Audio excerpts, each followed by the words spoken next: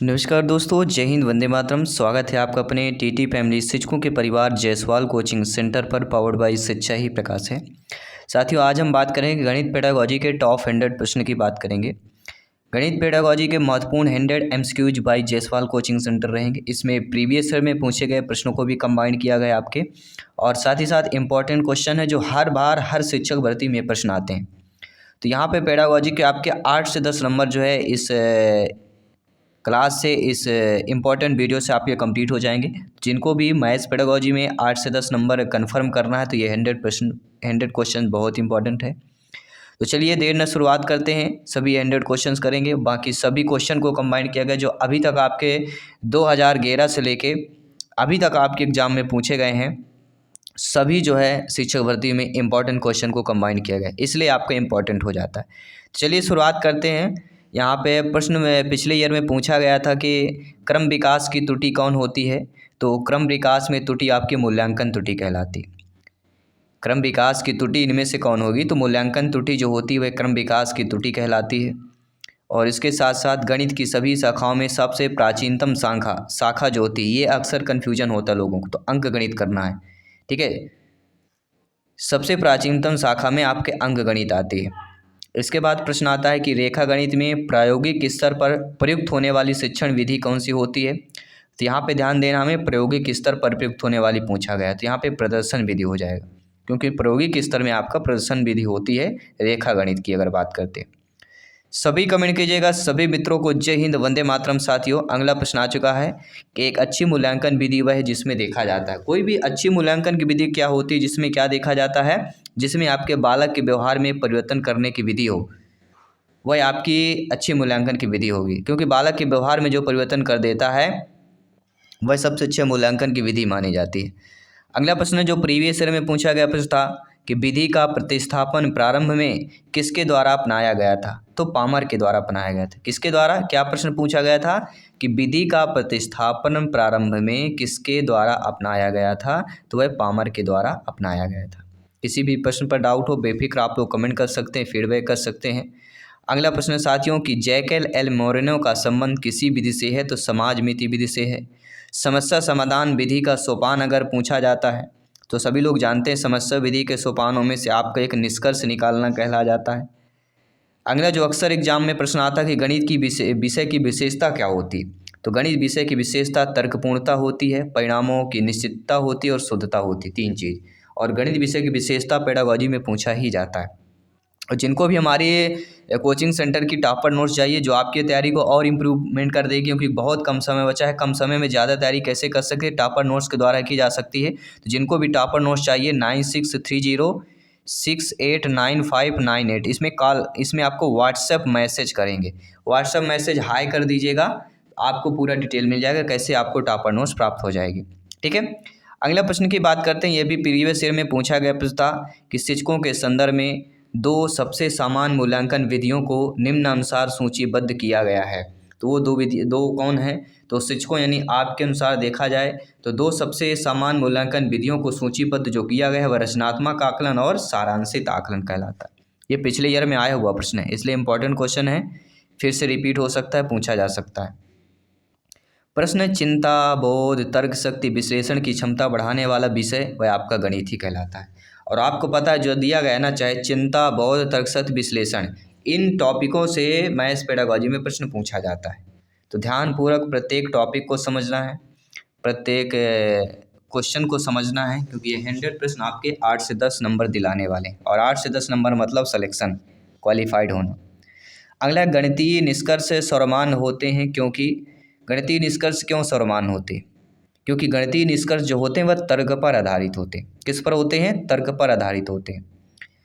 अगला प्रश्न है कि निम्नलिखित में से कौन गणित शिक्षण में एक नवीनता है। प्रीवियस ईयर में आया हुआ प्रश्न था, तो गणित शिक्षण में नवीनता पूछा गया है। तो गणित शिक्षण में नवीनता का डिजिटल मीडिया कह सकते हैं, उसमें और काफ़ी सारे ऑप्शन दिए गए थे, तो digital media is the right answer था, ठीक है। इसके बाद जो अगला प्रश्न है कि शिक्षण उद्देश्यों का क्रमिक वर्गीकरण किसने किया, तो सभी लोग जानते हैं शिक्षण उद्देश्यों का क्रमिक वर्गीकरण ब्लूम के द्वारा किया गया है। और इसके साथ साथ अगला प्रश्न है कि ब्लूम टेक्सोनॉमी का अंग नहीं है। ये वर्ग 2 के मैथ्स पेडागोजी में पूछा गया था। तो सभी लोग जानते हैं ब्लूम टेक्सोनॉमी में बुद्धि अंग नहीं होता है। क्या नहीं होता? बुद्धि नहीं होता है। तो ब्लूम टेक्सोनॉमी के क्या क्या अंग होते हैं? संज्ञानात्मक डोमेन होता है, भावनात्मक डोमेन होता है और मनोप्रेरक डोमेन। तो ब्लूम टेक्सोनॉमी अंग में डोमेन जुड़ा रहेगा, ये आपको ध्यान देना है। और भी ज़्यादा पूछा जाता है ब्लूम टेक्सोनॉमी के, अगर स्तर पूछा जाता है तो टोटल 6 स्तर हैं ब्लूम टेक्सोनॉमी के, जिसमें निर्माण, संश्लेषण, विश्लेषण, अनुप्रयोग, समझ और याद रखना, ये 6 आपके हैं जो ब्लूम टेक्सोनॉमी के स्तर हैं। ठीक है, सभी लोग समझ गए। अगला प्रश्न यहाँ पे दिया गया है कि संश्लेषण विधि के संदर्भ में कौन सा कथन गलत दिया गया है। तो संश्लेषण विधि में क्या गलत होता है कि विश्लेषण से पहले प्रयुक्त होना, ये गलत है। संश्लेषण विधि विश्लेषण से पहले प्रयुक्त नहीं होती है, क्योंकि विश्लेषण से पहले प्रयुक्त नहीं होता है।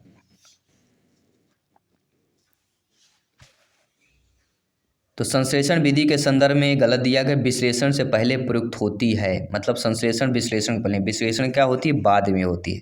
पहले विश्लेषण, इसके बाद फिर संश्लेषण। अगला, कौन सा सिद्धांत प्रयोजना विधि का नहीं है? तो सभी लोग जानते हैं जो मूल सिद्धांत होता है प्रयोजना विधि का नहीं होता है। ये भी लगभग ज़्यादातर शिक्षक भर्ती में पूछा गया प्रश्न है, मैथ्स पेडागोजी में पूछा गया प्रश्न है। अगला, दैनिक पाठ्य योजना के निर्माण में सम्मिलित होता है। तो दैनिक पाठ्य योजना के निर्माण में आपके विषय वस्तु का चयन सम्मिलित होता है, शिक्षण के उद्देश्य का निर्धारण और शिक्षण विधियों का निर्माण सम्मिलित होता है। अगला प्रश्न जो प्रीवियस में पूछा गया था कि RCEM दृष्टिकोण का प्रयोग किसके उद्देश्य के लिखने के लिए किया जाता है, प्रीवियस ईयर में आया हुआ प्रश्न। अगर आपको पता है तो आप लोग कमेंट कर सकते हैं, फीडबैक कर सकते हैं। तो RCEM दृष्टिकोण का प्रयोग किसके उद्देश्य के लिखने के लिए किया जाता है? जो संज्ञानात्मक उद्देश्य होते हैं ना, तो संज्ञानात्मक उद्देश्यों को लिखने के लिए RCEM दृष्टि का प्रयोग जो है किया जाता है। अगला प्रश्न है, अनुप्रयोग संबंधी प्राप्त उद्देश्यों की प्राप्ति होती है, कब होती है? आप सभी लोग भावी अध्यापक अध्यापिकाएं हैं, शिक्षक बंधु हैं, तो आपके लिए जानना बहुत जरूरी है कि अनुप्रयोग संबंधी प्राप्त उद्देश्यों की प्राप्ति कब होती है? जब छात्र प्राप्ति होती है जब छात्र क्या करता है? समस्या हल करने की उपयुक्त विधि को चुनता है। जी हाँ साथियों, जब कोई छात्र बालक बालिका समस्या हल करने की उपयुक्त विधि को चुनता है तो वह अनुप्रयोग संबंधी उद्देश्यों की प्राप्ति हो जाती है। कब हो जाती? जब छात्र समस्या हल करने की उपयुक्त विधि को चुनता है। अगला प्रश्न यहाँ पे साथियों दिया गया कि ज्ञानात्मक पक्ष के उद्देश्यों में सर्वाधिक योगदान किसने दिया है? देखिए, अगर हम यहाँ पे ज्ञानात्मक पक्ष की अगर बात करते हैं और सर्वाधिक योगदान की बात करते हैं तो प्रोफेसर ब्लूम का ही नाम आता है। ज्ञानात्मक पक्ष के उद्देश्यों में सर्वाधिक योगदान किसने दिया है? तो प्रोफेसर ब्लूम ने दिया है। और आपको बता दूं, प्रोफेसर ब्लूम टेक्सोनॉमी का जो सिद्धांत है उन्होंने दिया है। तो ब्लूम टेक्सोनॉमी या ब्लूम से संबंधित एक प्रश्न अवश्य पूछा जाता है, इसलिए ये टॉपिक इम्पोर्टेंट है आपके लिए। अगला कि पाठ्य योजना का क्या भाग नहीं होता है? तो आप सभी लोग जानते हैं कि पाठ्य योजना जो होता है शिक्षा के उद्देश्य, ये पाठ्य योजना का भाग नहीं होता है। पाठ्य योजना का मतलब शिक्षक की दैनिक मार्गदर्शिता होती है कि विद्यार्थी बालक बालिका को क्या सीखने की आवश्यकता है, इसे कैसे पढ़ाया जाएगा तथा सीखने को कैसे मापा जाएगा, इसे कहते हैं पाठ्य योजना। अगला जो प्रश्न है आपके स्क्रीन पर दिया गया है कि गणित के मानसिक सिद्धांत के जन्मदाता कौन है? अक्सर पूछा गया है। तो सभी लोग जानते हैं गणित के मानसिक सिद्धांत के जन्मदाता आपके प्लेटो हैं। कितने कितने जानते थे? कितने मेरे शिक्षक बंधु जानते थे? मेरे सभी शिक्षक बंधु, ब्रदर सिस्टर टीचर सभी कमेंट कीजिएगा। साथियों, निगमन विधि का उपयोग किसमें किया जाता है? तो निगमन मतलब नियम, नियम मतलब गणित में सूत्र का प्रयोग करना, ये ध्यान रखेगा। तो निगमन विधि में उपयोग मतलब सूत्र का प्रयोग करना, ये आपको ध्यान देना। अगला प्रश्न जो प्रीवियस ईयर में पूछा गया प्रश्न था कि निर्धारित करने का सूत्र किसके द्वारा प्रस्तुत किया गया था? ये प्रीवियस ईयर में आया हुआ प्रश्न है। तो IQ लेवल से संबंधित एक प्रश्न तो आना ही आना है, पूछा ही जाता है, इंटेलिजेंस। तो IQ की जो निर्धारित करने का सूत्र है ये सभी लोग जानते हैं, मनोवैज्ञानिक विलियम स्टर्न के द्वारा दिया गया था। 1871 1938 इनकी जनवरी रही है। और स्टर्न द्वारा दी गई परीक्षण प्रक्रिया में मानसिक आयु के लिए जो है एक स्थापित सूत्र शामिल था, जिसे बिनेट के मॉडल की तरह ही एक परीक्षण द्वारा गणना की जा सकती। तो IQ की अवधारणा जर्मन मनोवैज्ञानिक विलियम स्टर्न, याद रखेगा। अगला जो प्रश्न साथियों पूछा जा रहा है कि सामान्य से विशिष्ट की ओर शिक्षण सूत्र आधारित होता है। और आपको पता शिक्षण सूत्र से प्रश्न पूछा ही जाता है, 1 नंबर यहाँ पे पक्का आपका है। तो सामान्य से विशिष्ट शिक्षण के सूत्र की अगर बात करते हैं तो सामान्य से विशिष्ट है तो कहीं ना कहीं निगमन विधि की बात करते हैं। ठीक है, सभी लोग समझ गए। अगला कि जब विशिष्ट से सामान्य तथा सूक्ष्म स्थूल से सूक्ष्म की ओर शिक्षण सूत्र आधारित होता है। स्थूल मतलब होता है बड़ा, सूक्ष्म मतलब होता है छोटा। सभी लोग समझ गए। तो विशिष्ट से समान और स्थूल से सूक्ष्म की ओर जो शिक्षण सूत्र होता है उसमें आपका हो जाता है कौन सा, आगमन विधि हो जाता है। आगमन में पहले क्या होता है, उदाहरण से नियम की ओर मतलब आगमन, और आगमन निगमन दो ऐसी विधियां हैं जहां से एक प्रश्न पूछा ही जाता है, ये आप भी जानते हैं। ठीक है, तो सारे टॉपिक सारे क्वेश्चन ए टू जेड आपके इंपॉर्टेंट है। अगला साथियों, गणित शिक्षण के प्रेरणात्मक सिद्धांत के सूत्र हैं। तो गणित शिक्षण में प्रेरणात्मक मतलब प्रेरणात्मक आ रही तो कहीं ना कहीं सिद्धांत के सूत्र में सजीवता होगी, ये आपको दिमाग रखना, माइंड की मेमोरी में सेव कर लेना।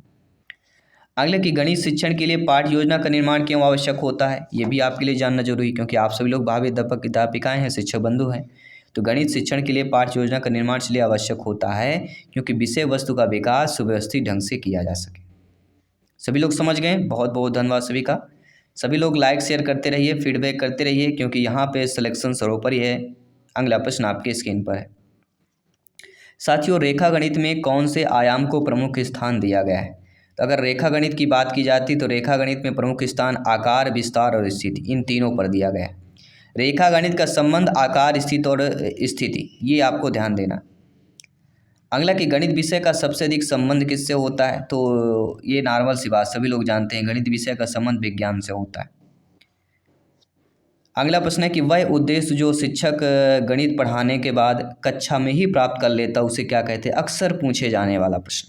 ऐसा उद्देश्य यानी आप लोग जब गणित पढ़ाएंगे बच्चों को तो पढ़ाने के बाद आप उस उद्देश्य को प्राप्त कर लेते हैं, तो वह उद्देश्य आपका कौन सा कहलाता है, शिक्षण का उद्देश्य, क्योंकि आप पढ़ाने के बाद कर रहे हैं तो पढ़ाना मतलब शिक्षण।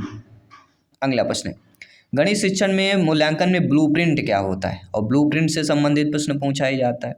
तो प्रश्न पत्र निर्माण की आधारशिला को ब्लूप्रिंट कहते हैं। आपने पढ़ा होगा जब आपने कि पहले पेपर के पहले ब्लूप्रिंट मिला करता था, तो प्रश्न पत्र निर्माण की आधारशिला होती है कि इस प्रकार से जो है प्रश्न पत्र आएगा। और पिछले हमने 2 मॉडल पेपर भी इस प्रकार से 150 प्रश्न वाले हमने मॉडल पेपर 2 मॉडल पेपर अभी आपको दिए, जिसमें आपके दोनों लैंग्वेज प्लस बाल विकास, पर्यावरण और आपके मैथ्स तीनों को कंबाइन किया गया है। तो ये आपका संबंधित है, मॉडल पेपर है। मॉडल पेपर में इस लेवल के प्रश्न आएंगे, इस प्रकार से पूछे जाएंगे और पहले आपको प्रिपेयर रहना है। इसलिए मॉडल पेपर प्रैक्टिस सेट हम करते हैं ताकि आप लोगों को ज़्यादा अभ्यास हो सके, क्योंकि कहते हैं ना, करत करत अभ्यास के जड़मते हो तो सुजान रसरी आवे जातते सिल पर परत निशान। तो अभ्यास करने से ही सफलता प्राप्त होती है। अगला, किस विधि के अंतर्गत ये निर्धारित किया जाता है कि पूरे अध्याय में कितने शीर्षकों के अंतर्गत व कितने कालांशों व किन किन दिनों को पढ़ाना है। तो देखिए, एक ऐसी विधि है जिसमें ये निर्धारित होता है कि पूरे अभ्यास में कितने शीर्षक हैं, इसके अंतर्गत कितने कालांश और किन किन दिनों को क्या क्या पढ़ाना है। इसके लिए वह विधि होती है आपकी इकाई योजना विधि, जो जब आप शिक्षक बनेंगे तो ये सारी चीज़ें आपकी प्रक्रिया फॉलो करना पड़ेगा। अगला, गणित के नियम व निष्कर्ष कैसे होते हैं, अक्सर पूछे जाने वाला प्रश्न। ये 2012 के 11-12 का जो एग्जाम हुआ तो उसमें तो आया हुआ प्रश्न था। तो गणित के नियम व निष्कर्ष वस्तुनिष्ठ और सार्वभौमिक होते हैं। अगला प्रश्न है, आगमन विधि एक प्रमुख दोष किसमें होता है। तो आगमन विधि का प्रमुख दोष होता है कि ज्ञानार्जन जो बहुत धीमी से होता है। आगमन विधि प्रमुख दोष ज्ञानार्जन, ज्ञान अर्जन का जो साधन बहुत धीमी प्रक्रिया होती है।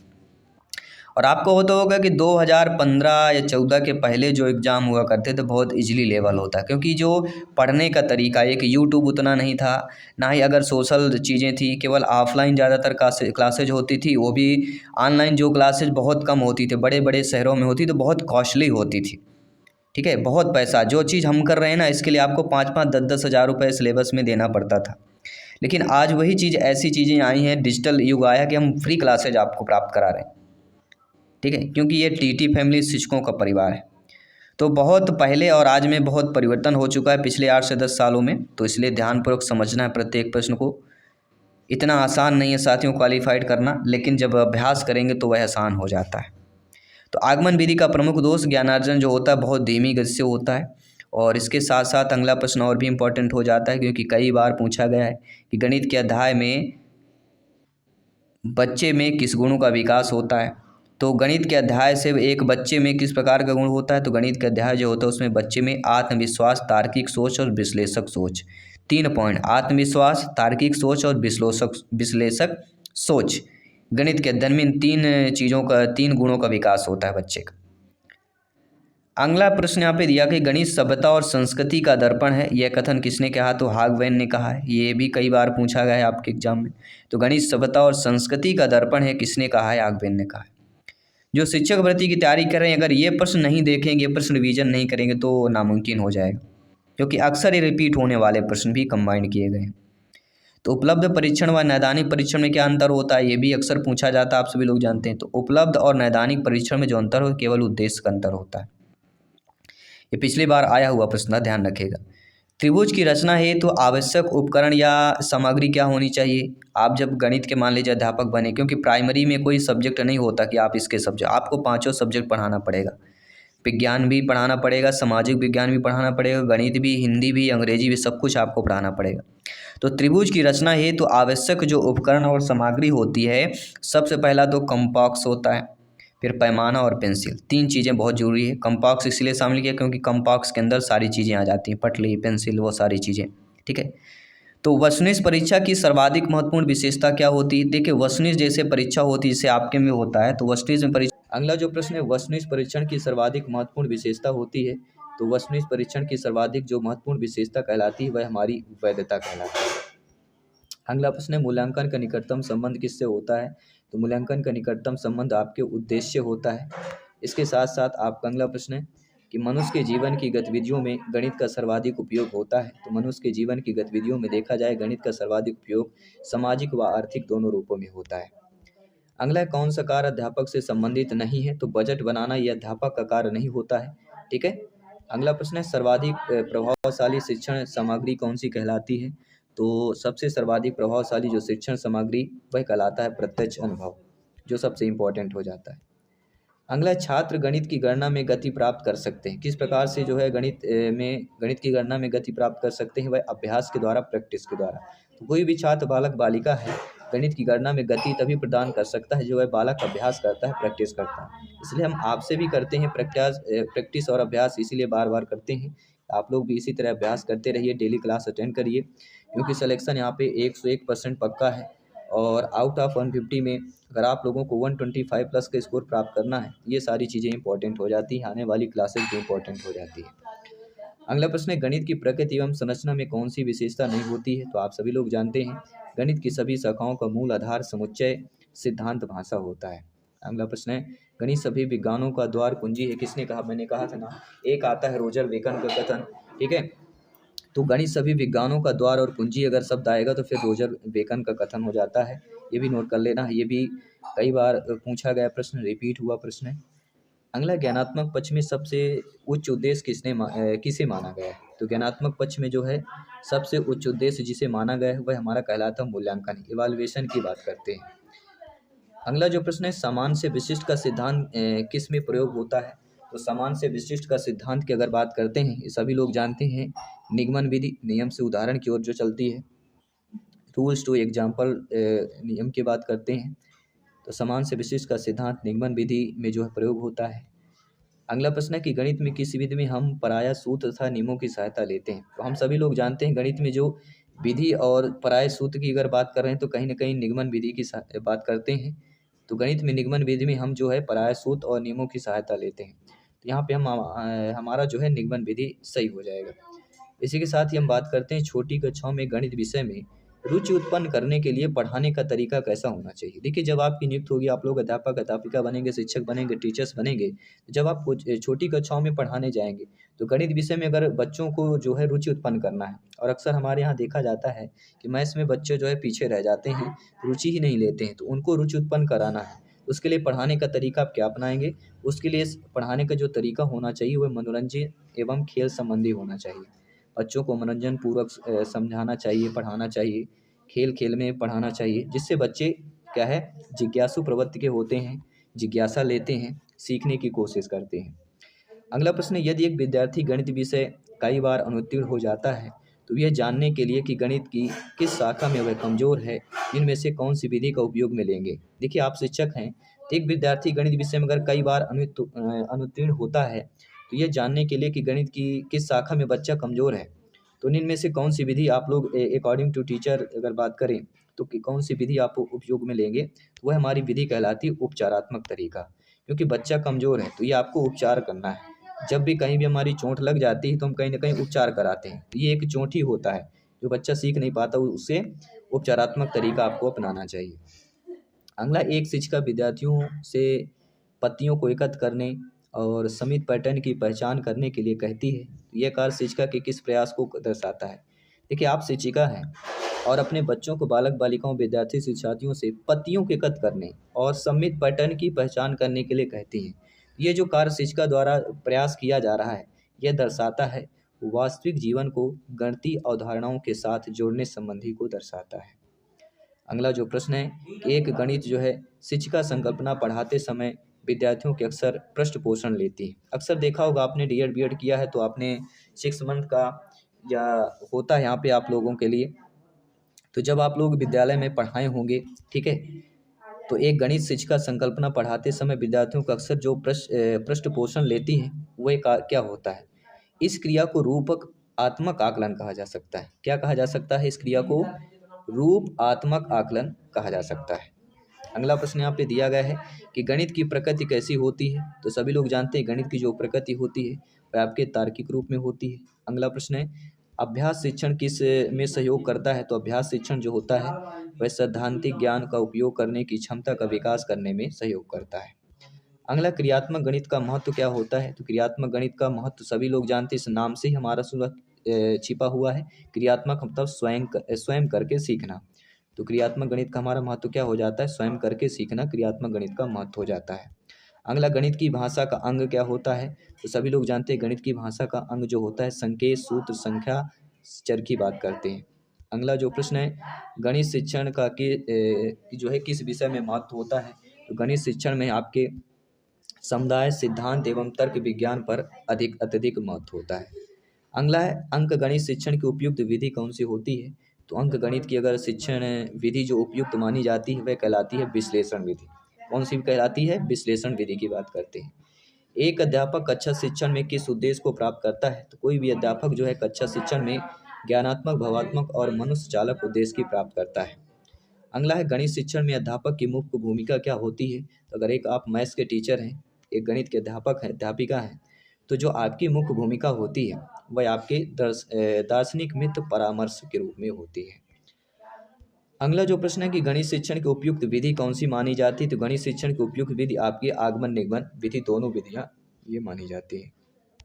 अगला प्रश्न है उच्च प्राथमिक स्तर पर आंकड़ों के प्रबंधन का केंद्र क्या होता है? तो उच्च प्राथमिक स्तर पर जो है आंकड़ों के प्रबंधन का केंद्र जो मानते हैं वह आंकड़ों का संग्रह, संगठन और प्रस्तुति होती है।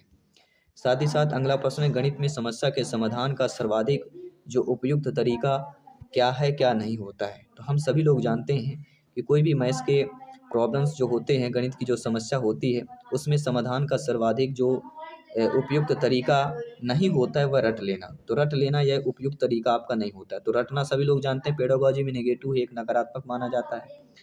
अगला प्रश्न है जीन पियाजे जी के अनुसार जब बालक औपचारिक परिचालन स्तर पर होता है या औपचारिक संक्रियात्मक स्तर पर होता है तो परिचय देने का उपयुक्त समय क्या होता है? तो जीन पियाजे जी के औपचारिक या अमूल संक्रियात्मक अवस्था चौथी अवस्था है जो आपके गेरस लेके 15 वर्ष तक की अवस्था कहलाती है। और इस अवस्था में परिचालन स्तर में जो परिचय देने का उपयुक्त समय होता है वह होता है आंकड़ों का प्रबंधन। अगला जो प्रश्न है गणितीय प्रक्रिया क्या नहीं होती है? तो सभी लोग जानते हैं कंठस्थ करना, याद करना ये कोई गणितीय प्रक्रिया नहीं होती है। गणितीय प्रक्रिया अभ्यास, प्रैक्टिस पर होता है, नियम टू सूत्र होता है। अगला प्रश्न है गणित की कक्षा में महत्व दिया जाता है? तो कोई भी गणित की कक्ष होगा उसमें किसके लिए महत्व दिया जाता है या किसको महत्व दिया जाता है? तो गणितीय विषय और प्रक्रिया और तर्क पर अत्यधिक महत्व दिया जाता है। अगला जो प्रश्न है कि अधिक गणित जानने की अपेक्षा यह जानना अधिक उपयोगी हो जाता है कि गणितीकरण कैसे किया जाए, यह कथन किसके द्वारा दिया गया है? तो आप सभी लोग जानते हैं कि अधिक गणित जानने की अपेक्षा यह जानना अधिक उपयोगी है कि गणितीकरण कैसे किया जाए, यह जो कथन है आपके डेविड हिलर के द्वारा दिया गया था। अगला जो प्रश्न है एनसीईएफ 2005 नेशनल करिकुलम फ्रेमवर्क राष्ट्रीय पाठ्यचर्या की रूपरेखा 2005 के अनुसार विद्यालयों में गणित का शिक्षा का जो मुख्य उद्देश्य होता है वह क्या होता है? वह बच्चे की चिंतन प्रक्रिया का गणितीकरण करना होता है। अगला जो प्रश्न है कि एनसीएफ 2005 के अनुसार गणित की पाठ चर्चा महत्वाकांक्षी सुसंगत है और ये महत्वपूर्ण गणित पढ़ाती है, तो ये महत्वाकांक्षी इसका अर्थ क्या होता है, मतलब आपने समझ लिया। नेशनल करिकुलम फ्रेमवर्क 2005 के अकॉर्डिंग गणित की पाठ चर्चा जो है महत्वाकांक्षी सुसंगत है और ये महत्वपूर्ण गणित पढ़ाती है। ये जो महत्वाकांक्षी का है इसका अर्थ क्या होता है, इसका अर्थ यही होता है विद्यालय में गणित शिक्षण के उच्च उद्देश्यों को खोजना होता है। अगला जो प्रश्न दिया गया है कि अनिल सभी प्रश्नों के मौखिक उत्तर तो दे देता है, परंतु जब समस्याओं को हल लिखता है तो गलतियां करता है। उसके लेखन में गलतियों को हटाने हेतु कौन सी उपचारात्मक विधि सर्वश्रेष्ठ होगी। जब आपकी नियुक्त होगी, आपके कक्षा का एक बालक है जिसका नाम अनिल है, वह सभी प्रश्नों को मौखिक उत्तर तो देगा, यानी मुंह से बोल देता है, लेकिन जब आप उसे लिखने के लिए बात करेंगे, समस्या को हल करने के लिए बात करते हैं, तो वह गलतियां कर देता है। उसके लेखन में गलतियों को अगर हटाने हेतु जो उपचारात्मक विधि हमारी सर्वश्रेष्ठ होती है, वह विधि हमारी कहलाती है। उसे ऐसे कार्यपत्रक देकर रिक्त स्थान भरने को कहना चाहिए जिसमें आंशिक रूप से समस्या हल की गई है। अगला जो प्रश्न है कि हमारी विद्यालय पाठचर्या में गणित शिक्षण के स्थान को सुनिश्चित करने के लिए युगल आधार वाक्य क्या है। उसके लिए युगल आधार वाक्य जो होता है, किस प्रकार प्रत्येक विद्यार्थी के मस्तिष्क को व्यस्त रखा जाए, किस प्रकार शिक्षार्थियों के संसाधनों को सुदृढ़ या मजबूत बनाया जाए। अगला, शून्य की खोज किसने की। सभी लोग जानते हैं शून्य की खोज किसने की, आर्यभट्ट ने की। अगला प्रश्न है सांख्यिकी में प्रसारण का विश्लेषण नामक विधि का मुख्य श्रेय किसका था। तो सांख्यिकी में जो है प्रसारण का विश्लेषक नामक विधि का जो मुख्य श्रेय जाता है वह R.A. फिशर को जाता है। इसके साथ अगला प्रश्न है हासिल का संप्रत्यय को गणित में सर्वप्रथम किसने दिया। तो श्रीधरन ने दिया था। जी, हासिल का संप्रत्यय का गणित को सर्वप्रथम किसने दिया, श्रीधर ने किया। ये भी वीवीआईपी कैटेगरी का प्रश्न है, वेरी वेरी इंपॉर्टेंट प्रश्न बन जाता है सिलेक्शन की दृष्टि से, एग्जाम में संभावित प्रश्न की दृष्टि से। सबसे छोटी अभाज्य संख्या अगर बात करते हैं तो सबसे छोटी अभाज्य संख्या, सबसे छोटी सम अभाज्य संख्या हमारी 2 होती है, ये भी आपको नोट कर लेना है। सबसे छोटी विषम अभाज्य संख्या हमारी कौन सी होती है, 3 होती है। अगला प्रश्न है सबसे छोटी प्राकृत संख्या 1 होती है, अगर प्राकृत संख्या आएगा तो सबसे 1 हो जाती है। अगला गणित विज्ञान क्या है। तो गणित सभी लोग जानते हैं एक घटनाओं का विज्ञान कहलाता है। अगला प्रश्न है गणित की उन्नति और वृद्धि देश की संपन्नता से संबंधित या किसका कथन है, स्टेटमेंट है, परिभाषा है। तो गणित की उन्नति और वृद्धि देश की संपन्नता से संबंधित ये कथन, ये स्टेटमेंट नेपोलियन ने दिया था, नेपोलियन का स्टेटमेंट हो जाएगा। अगला प्रश्न है उच्च कक्षा में गणित की कौन से शिक्षण विधि ज़्यादा लाभदायक होती है। तो उच्च कक्षा की बात कर रहे हैं और इसमें गणित में शिक्षण विधि में सबसे ज़्यादा लाभदायक प्रॉफिट की बात करते हैं, वह हमारी निगमन विधि कहलाती है। नियम 2 आपके एग्जाम्पल्स की बात करते हैं। गणित की सर्वाधिक प्राचीन शाखा क्या है। तो गणित की सबसे प्राचीन शाखा जो कहलाती है वह हमारी अंक गणित कहलाती है। छोटी कक्षाओं के लिए जो उपयोगी विधि कहलाती है सभी लोग जानते हैं आगमन विधि कहलाती है, क्योंकि छोटी कक्षाओं में नियम जो है ज़्यादा नहीं समझ पाते हैं तो उनको एग्जाम्पल देकर, उदाहरण देकर बताया जाता है। तो उदाहरण टू नियम अर्थात छोटी कक्षाओं के लिए उपयोगी जो विधि कहलाएगी वह हमारी आगमन विधि कहला जाएगी। अगला है आगमन विधि किस शिक्षण सूत्र पर आधारित होता है। तो आगमन विधि जो होता है वह विशेष से सामान्य की ओर शिक्षण सूत्र पर आधारित होता है। अगला प्रश्न है ह्यूरिस्टिक विधि का केंद्रीय सिद्धांत क्या है। तो ह्यूरिस्टिक विधि का जो केंद्रीय सिद्धांत कहलाता है वह स्वयं करके सीखना कहलाता है। अगला उदाहरण से नियम बनाया जाता है। तो सभी लोग जानते हैं आगमन विधि में उदाहरण से नियम की ओर चलता है, उदाहरण से नियम की ओर सूत्र चलता है। गणित सार संग्रह किसकी पुस्तक है, कई बार पूछा गया है। तो गणित सार संग्रह आपके महावीराचार्य जी की पुस्तक है। ठीक है, किसने लिखी गणित सार संग्रह। तो आपके महावीराचार्य जी ने लिखी, ये भी नोट कर लेना है। अगला प्रश्न है लीलावती पुस्तक के लेखक कौन है। लीलावती पुस्तक के जो लेखक कहलाते हैं वह हमारे भास्कराचार्य द्वितीय। ठीक है, प्रथम मत करिए आइएगा, अक्सर आप लोग गलती कर देते हैं और प्रथम करके चले आते हैं। तो लीलावती पुस्तक के जो लेखक हैं आपके भास्कराचार्य द्वितीय है। अगला प्रश्न है 22 दिसंबर को गणित दिवस किसके जन्मदिन के अवसर पर मनाया जाता है। तो पहली बात तो ये जान लीजिए गणित दिवस कब मनाया जाता है, 22 दिसंबर को मनाया जाता है। और किसके जन्म दिवस पर मनाया जाता है, श्रीनिवास रामानुजन के जन्म दिवस पर मनाया जाता है। अगला है मैथमेटिक्स सोसाइटी की स्थापना इलाहाबाद में किसने की थी। तो सबसे पहले ये जान लीजिए मैथमेटिक्स सोसाइटी की स्थापना कहाँ पर की गई है, इलाहाबाद में की गई है। और किसने की है, प्रोफेसर BN प्रसाद ने किया था, ये भी आपको नोट कर लेना है। अगला है गणित विज्ञान की रानी है किसका कथन है। तो गणित विज्ञान की रानी आपके गॉस का कथन है, आपने पढ़ा भी होगा। अगला प्रश्न है गणित वह भाषा है जिसमें परमेश्वर ने संपूर्ण जगत या ब्रह्मांड को लिख दिया है, यह कथन किसका है। तो गणित वह परिभाषा है जिसमें परमेश्वर ने संपूर्ण जगत या ब्रह्मांड को लिख दिया है, यह जो कथन है गैलीलियो का कथन हो जाता है। इसी के साथ ही आप अगला प्रश्न गणित को विज्ञान का नौकर जाता है, यह कथन किसका है? तो गणित को विज्ञान का नौकर माना जाता है, यह कथन बेल का कथन है, नोट कर लीजिएगा। तो ये रहे हमारे मैथ्स पेडागोजी के टॉप 100 क्वेश्चन हमने यहाँ पे कंप्लीट किया। आई होप आप लोग अच्छे तरीके से समझ पाए होंगे। मैं आपके साथ जायसवाल सर मिलता हूँ आपकी अगली क्लास पर। सभी मित्रों को जय हिंद, वंदे मातरम, धन्यवाद सभी।